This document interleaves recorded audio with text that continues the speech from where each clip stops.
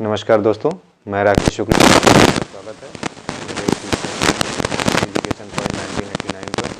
आज हम लोग मध्य प्रदेश का सामान्य परिचय देखेंगे, जिसमें से बहुत सारी चीज़ हम उसमें कवर करेंगे जो मध्य प्रदेश के सामान्य चीज़ें रिलेटेड हैं, जैसे उसकी क्षेत्रफल हो गया, लंबाई, अक्षांशीय देशांतरी विस्तार, उसके प्रतीक चिन्ह, राष्ट्रीय चिन्ह और वो क्या होता है, सारी चीज़ें हम लोग, जलवायु, उसकी लोकसभा, विधानसभा और राज्यसभा की सीटें कितनी होती हैं, कितने ज़िले, संभाग हैं, ये सारी चीज़ें हम लोग आज इस अपने वीडियो में कवर करेंगे।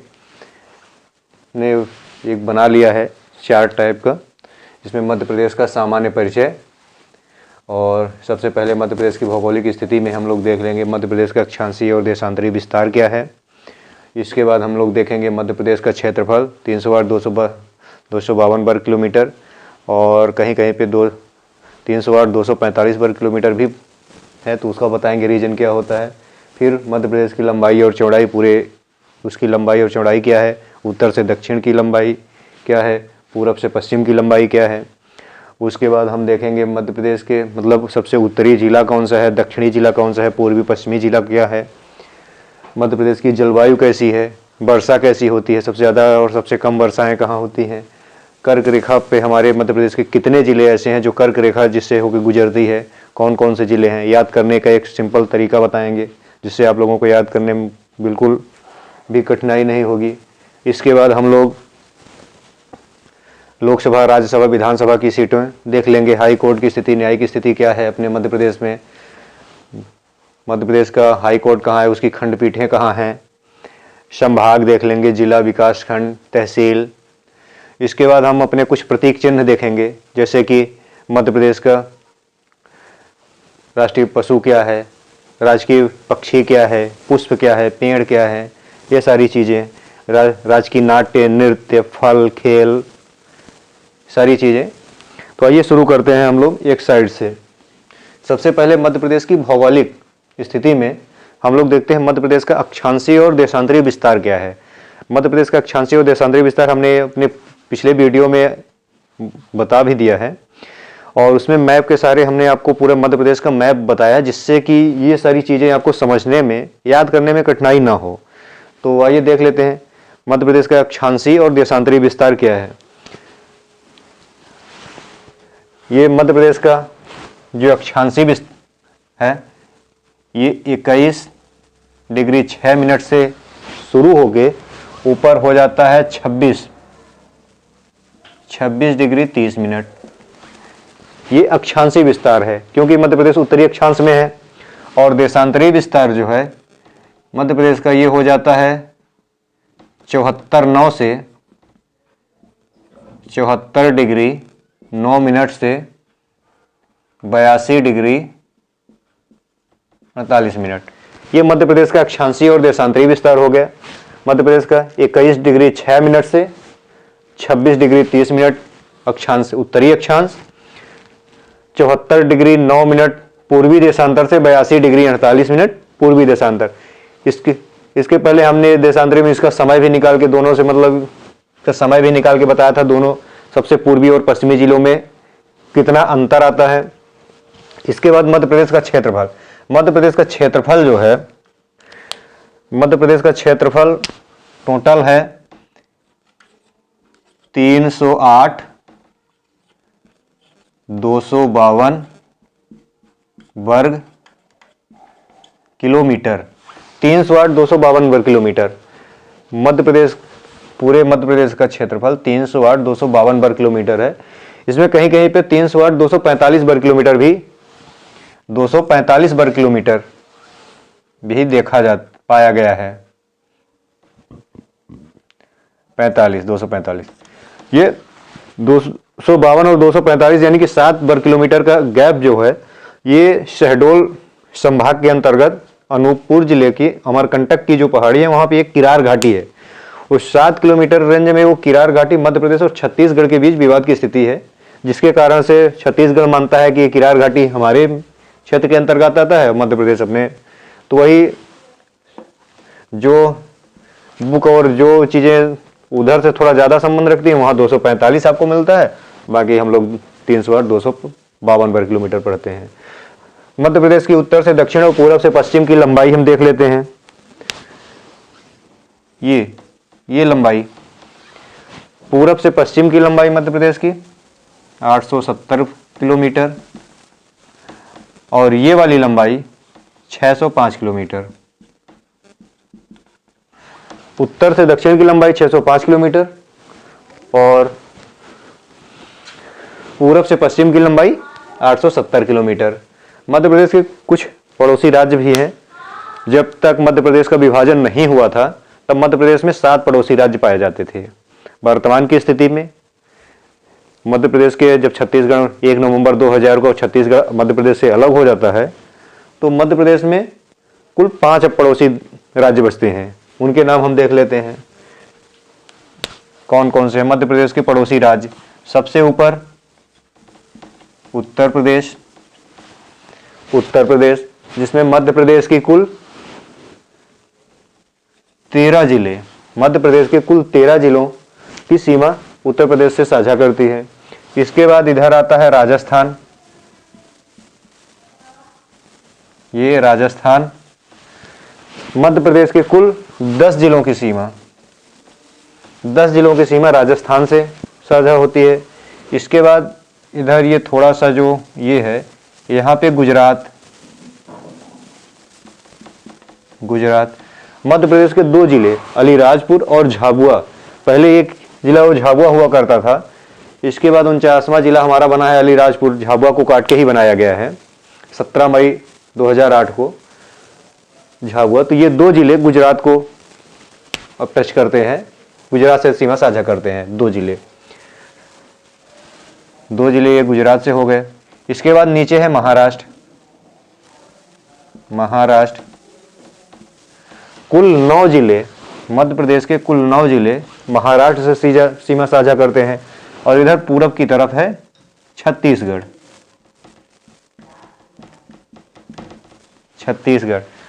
कुल 7 जिले छत्तीसगढ़ से सीमा साझा करते हैं। अब वास्तविक स्थिति आप देखें, वास्तविक स्थिति क्या है। यूपी से 13 जिले, राजस्थान से 10 जिले, गुजरात से 2 जिले, महाराष्ट्र से 9 जिले और छत्तीसगढ़ से 7 जिले। कुल हमारे जिले हो जा रहे हैं 41 जिले। मध्य प्रदेश में टोटल कितने जिले हैं? 52 जिले। 52 में से 41 जिले ऐसे हैं, 41 जिले, अभी ये संख्या आ रही है, इसमें भी कुछ कम हो जाएगा। 41 जिले, ये जो संख्या आई है ये एग्जैक्ट 41 नहीं होगा। कुछ जिले ऐसे हैं कि जो 2 राज्यों की सीमा टच करते हैं। ऐसे हमारे कुल 6 जिले हैं। ऐसे कितने जिले हैं? 6 जिले हैं। तो ये 41 में से 6 माइनस हो जाएगा, एग्जैक्ट संख्या आएगी 35। 52 में से 35 ऐसे जिले हैं टोटल, जो मध्य प्रदेश के 35 ऐसे जिले हैं जो अपने पड़ोसी राज्यों से सीमा साझा करते हैं। तो 52 में 35 जब ऐसे हो गए तो कुछ ऐसे कितने जिले बचे जो किसी से सीमा साझा नहीं करते हैं? एक तरह से आंतरिक जिले हो गए। कितने बचे? 17 जिले। इसका मतलब 17 जिले हमारे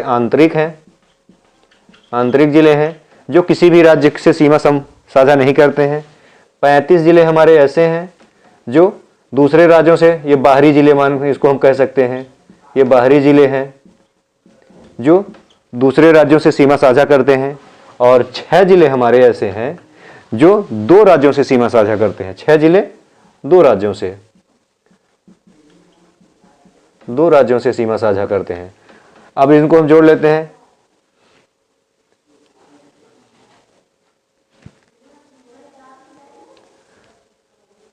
सात 5 12 6 35, हाँ 6 जिले इसी में से इंक्लूडेड है ना। हाँ ठीक, 35 12 ये हो जाएगा टोटल 52 जिले हमारे।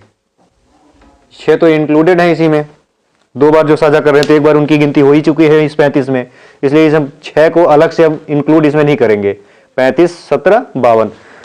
मध्य प्रदेश के कुल 52 जिले जो हमको यहाँ पे पढ़ना है, जिले और संभाग, यहाँ पे 10 संभाग और 52 जिले, वही चीज़ है हम यहाँ पे देख लिए।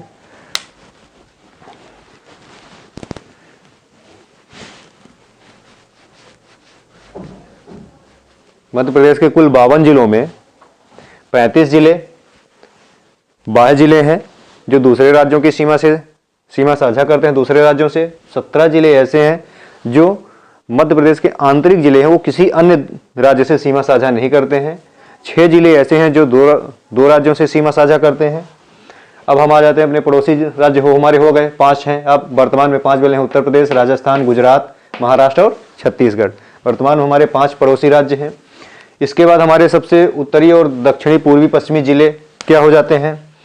ये सबसे ऊपर हमने आपको पढ़ाया था, बताया था, चंबल संभाग। चंबल संभाग में 3 जिले थे। कौन कौन से जिले थे? श्योपुर, मुरैना और भिंड। तो वही मुरैना जो है, मुरैना ये हमारा सबसे उत्तरी जिला है। मुरैना सबसे उत्तरी जिला है। और नीचे एक पढ़ाए थे हम आपको इंदौर संभाग। इंदौर संभाग में कुल कितने जिले थे, याद भी करवा दिए थे। पहली बात तो ऐसे याद कर लीजिए कि जिन 3 जिले ऐसे हैं जिनसे टूट के नए जिले बने हैं। एक है पूर्वी निमाड़, पश्चिमी निमाड़ और झाबुआ। पूर्वी निमाड़ का मतलब है खंडवा, खरगोन और झाबुआ। खंडवा से क्या कटा है? खंडवा से कटा है बुरहानपुर। खरगोन से क्या कटा है? खरगोन से बना है बड़वानी। और झाबुआ से बना है अलीराजपुर। 3 दूनी 6 जिले ये हो गए अपने। और संभाग का नाम क्या है? इंदौर संभाग। तो एक जिला इंदौर हो गया। 7 जिले याद हो गए। बस एकमात्र जिला याद करना है हमें, जो धार है। बस धार को याद करना है। बाकी 3 दूनी 6 जिले ये हो गए। एक इंदौर संभाग ही है तो एक जिला वो हो गया और एक जिला धार। तो सब इसी का बुरहानपुर जो है, जो खंडवा से कट के बना है, वो सबसे हमारा दक्षिणी जिला है। बुरहानपुर हमारा सबसे दक्षिणी जिला हो गया। फिर आप लोगों को याद होगा, हमने बताया था जब संभाग में, एक हमारा रीवा संभाग है। रीवा संभाग में कुल कितने जिले हैं? 4 जिले हैं। कौन कौन से? सतना, रीवा, सीधी और सिंगरौली। तो एक सिंगरौली जिला हमारा बना था, 50वां जिला था। कब बना था? 24 मई 2008 को। 24 मई 2008 को जो सीधी से कट के बना है, वो हमारा कौन सा जिला हो जाएगा? पूर्वी जिला। पूर्वी जिला कौन हो जाएगा? सिंगरौली।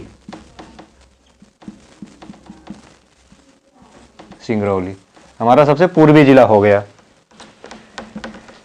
इसके बाद अभी बात हुई थी इंदौर संभाग की। इंदौर संभाग से एक झाबुआ जिला है जो हमारा 49वां जिला कट के बना है। झाबुआ से अलीराजपुर 17 मई को। 24 मई को सिंगरौली बना है, 17 मई को अलीराजपुर बना है। तो 17 मई को जो सिंगरौली बना है वो हमारा 49वां जिला है। अलीराजपुर।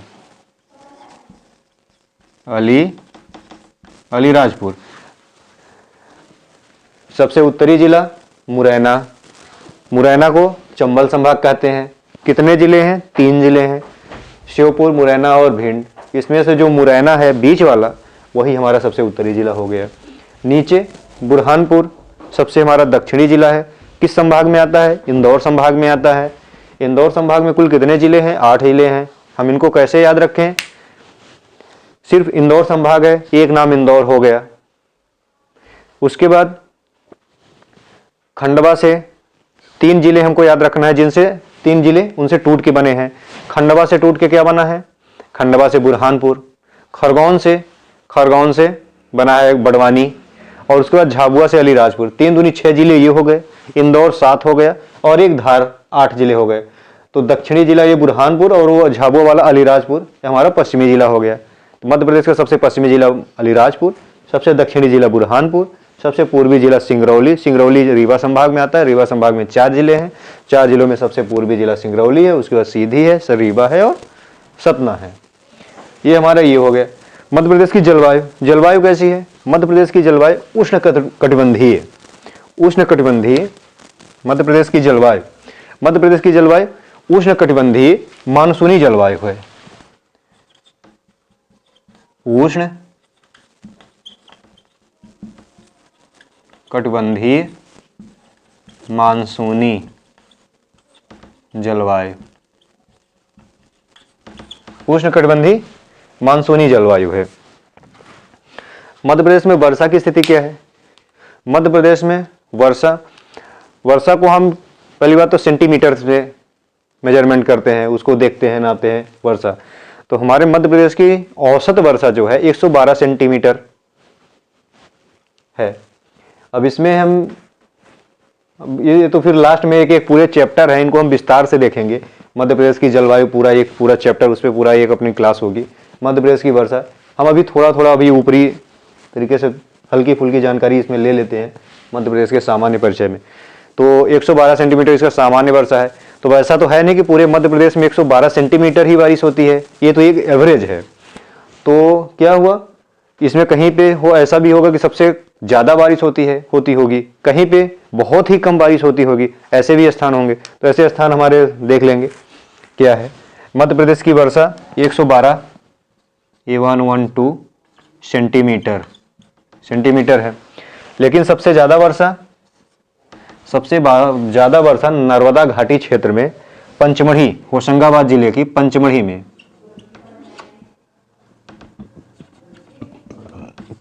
में सबसे ज़्यादा वर्षा होती है। और सबसे ऊपरी जिला भी बताए हैं क्या, मुरैना में ही एक और जिला है भिंड के गोहद, भिंड जिले में भिंड के गोहद में लगभग 55 सेंटीमीटर सबसे कम, मध्य प्रदेश की सबसे कम बारिश दर्ज की गई है मध्य प्रदेश के भिंड जिले की गोहद में। ये हो गया, वर्षा हो गई। एक और जो होता है मध्य प्रदेश में, मतलब कि कर्क रेखा मध्य प्रदेश से गुजरती है, भारत से ही गुजरती है। तो उसमें से कर्क रेखा कुल 8 राज्यों से होकर गुजरती है, जिसमें से एक मध्य प्रदेश भी है। मध्य प्रदेश में कितने जिलों से गुजरती है ये याद करना एक बहुत टेढ़ी खीर होती है, बच्चों को याद नहीं हो पाता है। इसको याद करने का एक बहुत आसान तरीका है। आसान तरीका ये है कि हमने आप लोगों को बताया था कि मध्य प्रदेश के कितने जिले और संभाग में बांट दिए थे। उसमें से आप लोगों को 10 संभाग और 52 जिले, अगर आप संभाग और जिलों को अच्छी तरीके से अगर देख लिए होंगे तो आपको ये याद करने में बिल्कुल कठिनाई नहीं होगी कि मध्य प्रदेश में कर्क रेखा कितने जिलों से होके जाती है, मध्य प्रदेश में नर्मदा नदी कितने जिलों से होके जाती है। ये सारी चीजें एकदम आपकी उंगलियों में आ जाएंगे। कैसे, आइए देख लेते हैं, हम आपको बताते हैं। ये है अपना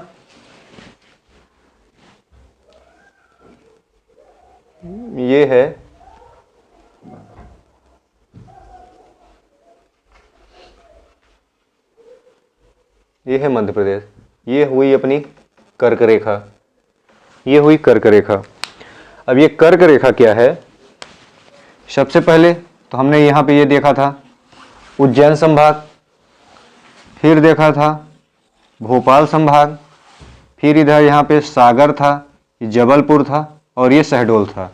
पहली बात जिले मत याद करिए, पहली बात आप लोग क्या याद करिए, संभाग याद करिए। संभाग, जब संभाग याद करेंगे, संभाग के अंदर जिले होते हैं।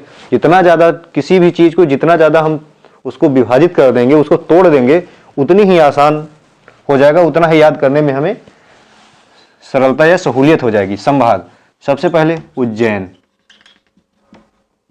उज्जैन संभाग, उसके बाद कौन सा आ रहा है, भोपाल संभाग, इसके बाद ये सागर संभाग, इसके बाद जबलपुर और इसके बाद शहडोल संभाग।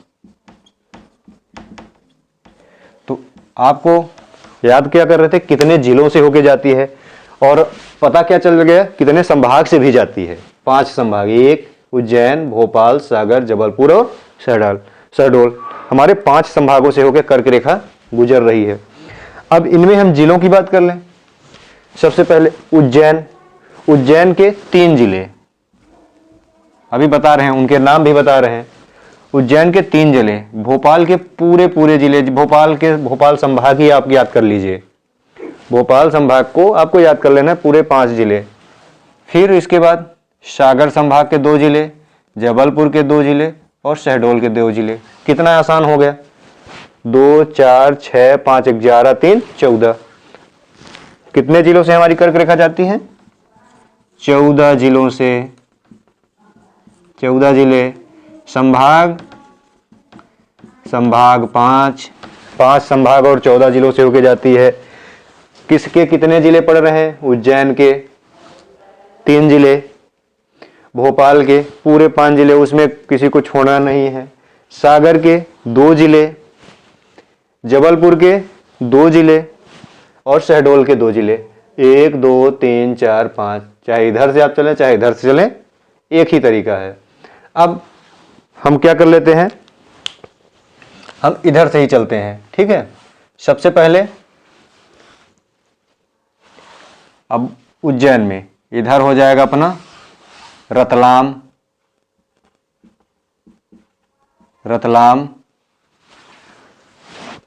रतलाम हो गया।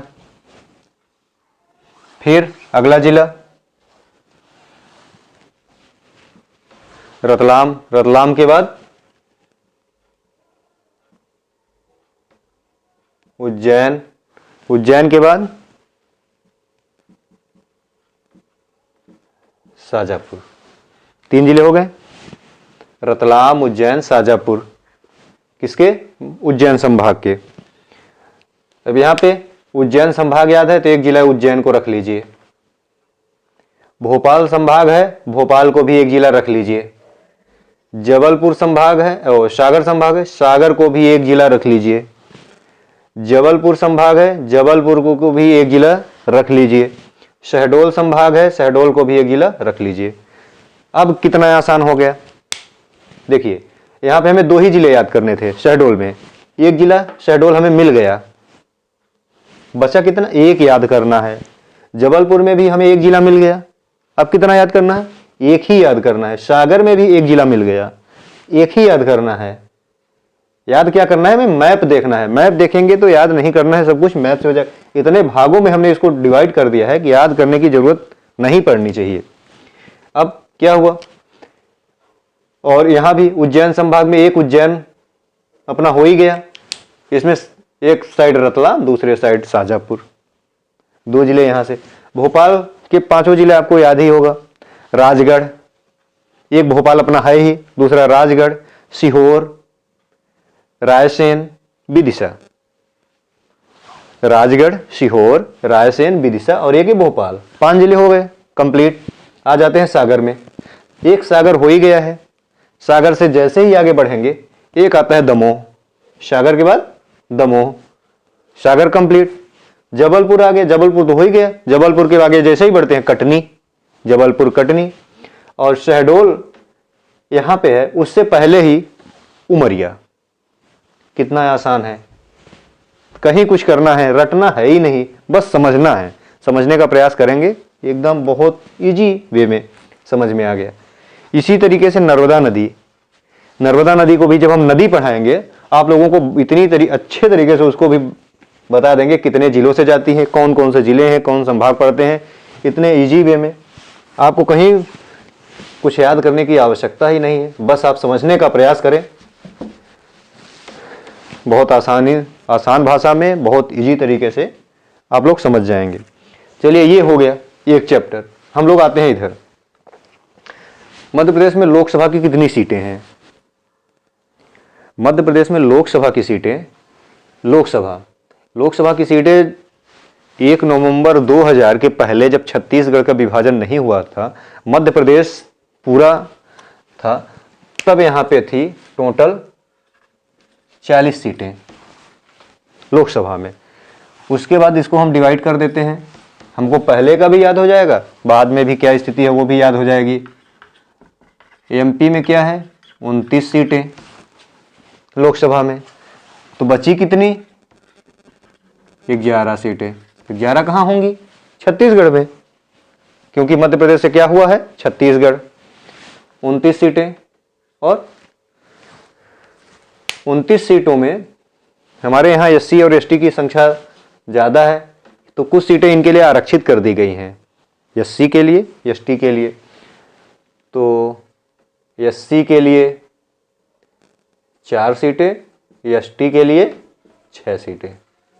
लोकसभा में लोकसभा की स्थिति क्या हुई? टोटल 40 सीटें थी 1 नवंबर 2000 के बाद। मध्य प्रदेश में लोकसभा की 29 सीटें हैं, जिसमें से एससी के लिए 4 सीटें और एसटी के लिए 6 सीटें आरक्षित हो गई हैं। कोई दिक्कत? कोई दिक्कत नहीं। छत्तीसगढ़ में 11 सीटें। आप एक भी याद रखेंगे, एक याद रखेंगे, इनमें से 2 कोई याद रख लेंगे, आपको तीनों याद रहेगा। राज्यसभा, राज्यसभा का एक बहुत बढ़िया आंकड़ा है। जैसे होता है ना, किसी भी संख्या को चाहे उसका हम क्रम बदल दें तो कोई ज़्यादा अंतर नहीं होता है, तो इसमें हमको क्रम ही बदलना है। क्रम बदलेंगे, देखिए कितना बढ़िया है। राज्यसभा में 320 सीटें, 320 सीटें, 320 सीटों में इसको हमको क्रम बदलना है। क्रम कैसे बदलना है? 3 को पहले कर देंगे, 2 को पहले कर देंगे, 3 को बाद में कर देंगे। देखिए लिखते हैं, 2 को पहले कर देते हैं 2, 3 को आगे कर देते हैं 3 और 0। क्या हुआ? 230। सॉरी, ये विधानसभा हम बता रहे हैं, राज्यसभा नहीं, ये विधानसभा है। पहले हम बता देते हैं आपको राज्यसभा। राज्यसभा में टोटल, सॉरी हम क्या बता दिए थे आप लोगों को? विधानसभा। राज्यसभा में टोटल पहले कितनी थी? 16 में से 11 मध्य प्रदेश में, 5 छत्तीसगढ़ में, इसमें कुछ नहीं है। लोकसभा में 40 सीटें, 29 सीटें मध्य प्रदेश में, 11 सीटें छत्तीसगढ़ में। 29 सीटों में 4 सीटें एससी के लिए और 6 सीटें एसटी के लिए रिजर्व हैं। राज्यसभा में टोटल 16 सीटें थी, जिसमें से 11 सीटें मध्य प्रदेश में आ गई 1 नवंबर 2000 के बाद से। अब वर्तमान स्थिति में 11 सीटें और छत्तीसगढ़ में 5 सीटें चली गई हैं। विधानसभा में आइए, वो फॉर्मूला विधानसभा का है। 320 को इधर कर देंगे 230 और बचा कितना? 90। अब देखिए टोटल सीटें कितनी थी? 320 की संख्या पलट दिए तो क्या हो गया? 230। 200 सीटें वर्तमान मध्य प्रदेश में इस समय विधानसभा में सीटें हैं। कितनी? 230। और 90 सीटें छत्तीसगढ़ में हैं।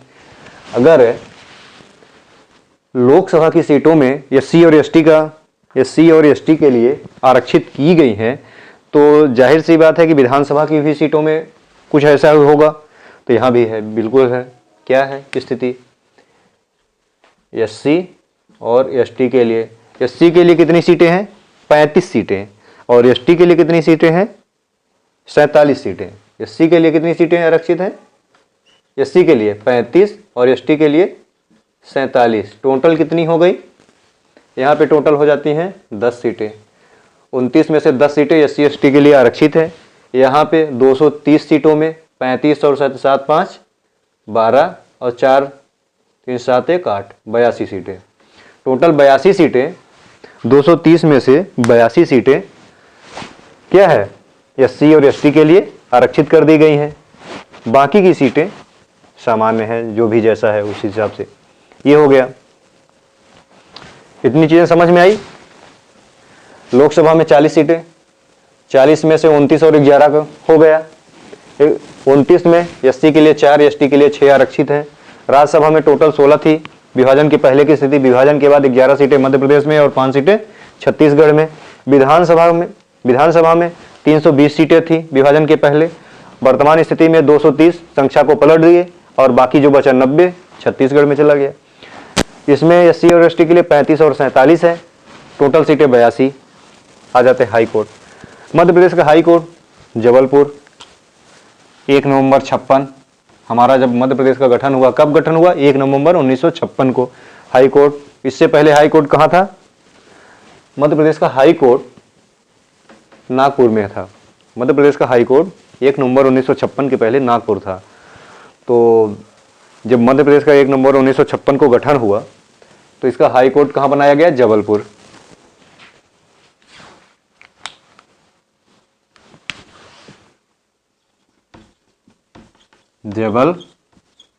जबलपुर। इसकी 2 खंडपीठें हैं। कितनी हैं? 2। अब जब जबलपुर हो गया है तो एक इंदौर कर देते हैं एक साइड, इंदौर, और दूसरा ग्वालियर। 2 खंडपीठ।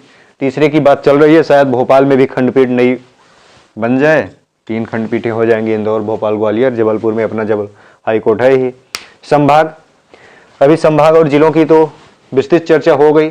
हमारे 10 संभाग हैं, 10 संभाग, 52 जिले हैं। 10 संभाग में से एक बार हम आप लोगों को ऐसे ही रिवाइज करा देते हैं। 10 संभाग, 10 संभाग में सबसे पहले हम छोटे जिले संभागों को याद करते हैं। सबसे ऊपर उत्तर में, आप लोग पुराना वाला नोट से देखिएगा वीडियो, उसमें है सबसे ऊपर चंबल संभाग में 3 जिले। कौन कौन से जिले? श्योपुर, भिंड, मुरैना, 3 जिले। सबसे नीचे, सबसे ऊपर क्या है? चंबल नदी बहती है। अभी नदी वाला चैप्टर आएगा तो समझाएंगे। नदी के नाम पे ही है शायद इनका नाम पड़ा है। चंबल नदी के नाम पर चंबल संभाग, नर्मदा नदी के नाम पर नर्मदापुरम संभाग। नर्मदा सबसे नीचे आ जाएंगे नर्मदापुरम संभाग। नर्मदापुरम संभाग में क्या स्थिति है? 3 जिले। कौन कौन से? नर्मदापुरम संभाग में होशंगाबाद, बैतूल और सिवनी। इसके बाद तीसरा एक और है, तीसरा कौन सा है? अनूपपुर। शहडोल संभाग, शहडोल संभाग में भी 3 जिले। कौन कौन से? शहडोल, अनूपपुर और उमरिया। उसके बाद एक संभाग रीवा है जिसमें 4 जिले हैं, सतना, रीवा, सिंगरौली और सीधी।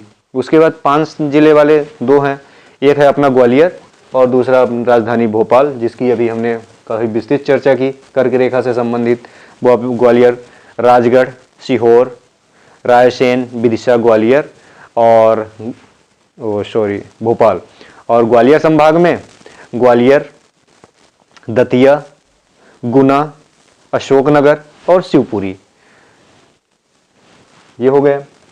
इसके बाद हमारे फिर उज्जैन संभाग में, उज्जैन संभाग में रतलाम, ऊपर सबसे ऊपर नीमच, मंदसौर, रतलाम, ये हो गए।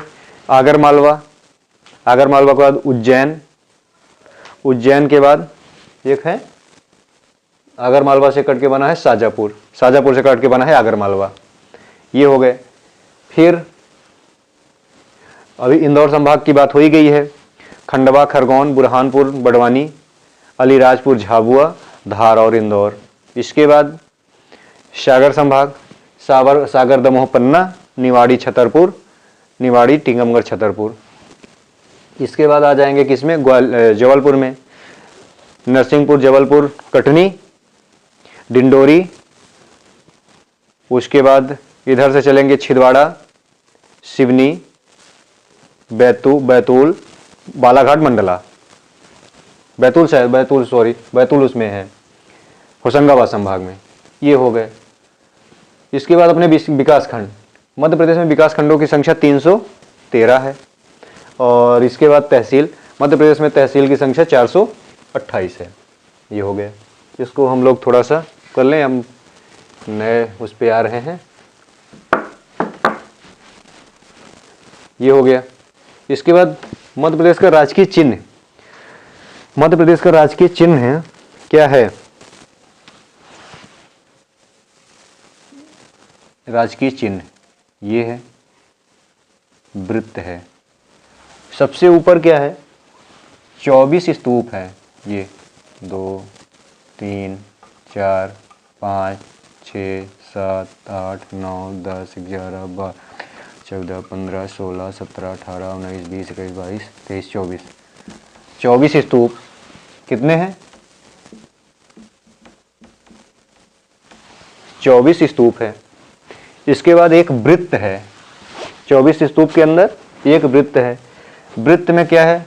ऊपर लिखा है मध्य प्रदेश शासन और नीचे लिखा है सत्यमेव जयते।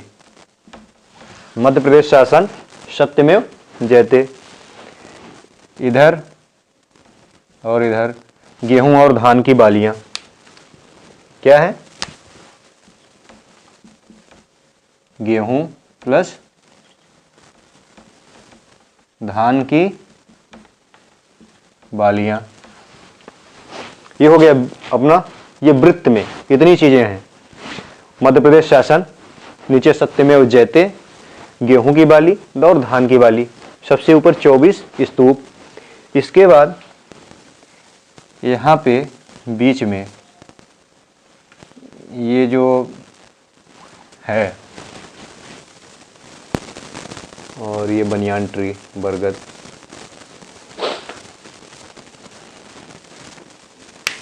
इसे हम कहते हैं अशोक स्तंभ। इसके एकदम सेंट्रल में क्या है? अशोक स्तंभ, जो सिंह मुख वाला है, शेर वाला मुख वाला अशोक स्तंभ, और उसके पीछे बरगद का पेड़ है, बनियान ट्री। तो ये अपना है राजकीय चिन्ह है। मध्य प्रदेश का राजकीय चिन्ह में क्या क्या है? सबसे पहले 24 स्तूप, सबसे बाहरी। उसके बाद एक वृत्त है जिसमें ऊपर मध्य प्रदेश शासन, नीचे सत्यमेव जयते लिखा हुआ है। उसी वृत्त में धान और गेहूं की बालियां जो हमारी फसल को प्रतीक करती हैं। उसके बाद उसके अंदर सत्यमेव, ये उसके अंदर ये बनियान ट्री और शेर के मुख वाला अशोक स्तंभ है। ये हो गया हमारा राजकीय चिन्ह। इसके बाद राजकीय पशु। राजकीय पशु, राजकीय पशु क्या है? 12 सिंघा। कौन सी प्रजाति का? ब्रेडरी प्रजाति का 12 सिंघा। राष्ट्रीय पक्षी, राजकीय पक्षी शाह बुलबुल। शाह बुलबुल। पुष्प सफेद लिली, सफेद लिली।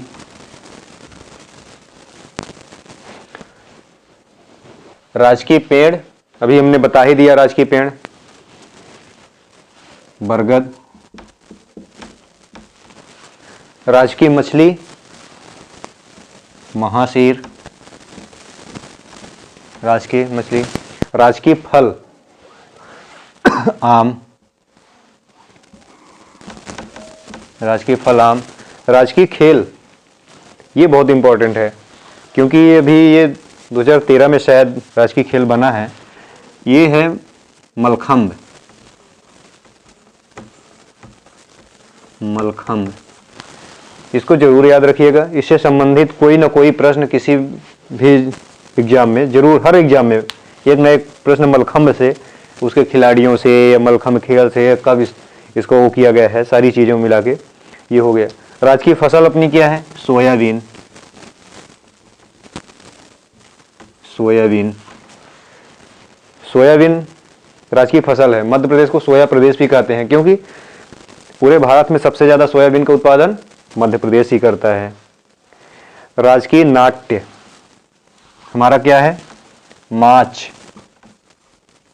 और राजकीय नृत्य राई। इतनी चीजें हैं। एक मध्य प्रदेश का राजकीय गान भी है, मध्य प्रदेश गान। सुख का दाता सबका साथी, शुभ का ये संदेश है, माँ की गोद पिता का आश्रय, मेरा मध्य प्रदेश है। इसको आवाज दिए हैं शान, शांतनु मुखर्जी। मध्य प्रदेश गान, मध्य प्रदेश गान, मध्य प्रदेश गान। माँ की गोद पिता का आश्रय, मेरा मध्य प्रदेश है। ये हो गया। और इसमें से ये सारी चीज़ें हो ही गई। हाँ, एक चीज़ और छूट रहा है, जैसे ये भी अभी ध्यान आया यहाँ पे, राजकीय फसल जब हमने सोयाबीन देखा तो मध्य प्रदेश को और किस किस, मध्य प्रदेश के उपनाम क्या क्या हैं, क्या क्या बोला जाता है मध्य प्रदेश के उपनाम।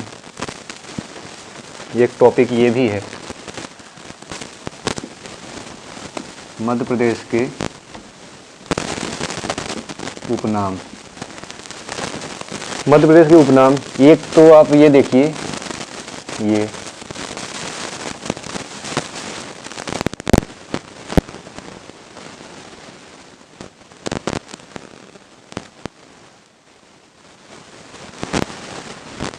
मध्य प्रदेश की स्थिति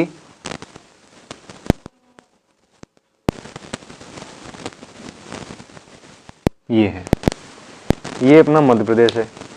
ये एक तरीके से भारत के कहाँ है, बीच में है, सेंट्रल में है, इसलिए इसका एक उपनाम है हृदय प्रदेश।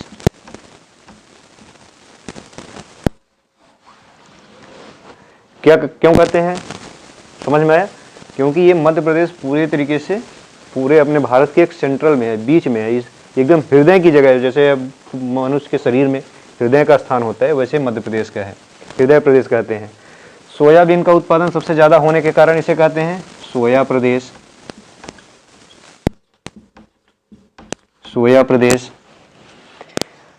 मध्य प्रदेश में टाइगरों की संख्या सबसे ज्यादा होने के कारण इसे और क्या कहते हैं, टाइगर प्रदेश। अभी कुछ दिनों पहले कर्नाटक आगे निकल गया था, लेकिन पुनः मध्य प्रदेश में सबसे ज्यादा टाइगर पाए जाते हैं, टाइगर प्रदेश। इसके बाद मध्य प्रदेश एक ऐसा राज्य है जहां से नदियों का बहुत ज्यादा उद्गम है, बहुत ज्यादा नदियां यहां से निकलती हैं, जिसे नदियों का मायका, नदियों का मायका भी कहा जाता है।